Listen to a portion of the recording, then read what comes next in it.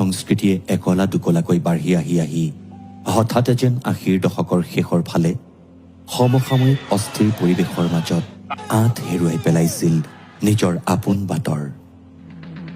সেই সময় কিছু হৃদয়হীন সংগীতৰ অবিৰাম কোৰহালত গানবোৰ মৰি যোৱাৰ সময়।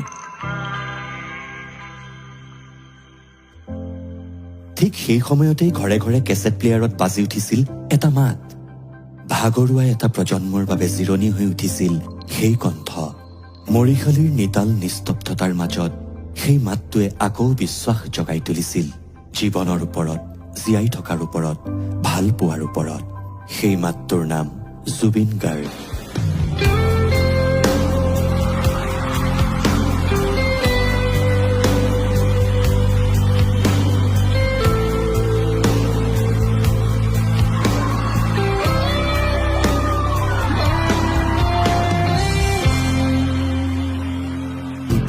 মানুহৰ বাবে, মানুহক মানুহৰ দৰে জীয়াই ৰাখিব বিচৰা শিল্পী জুবিন গাৰ্গ।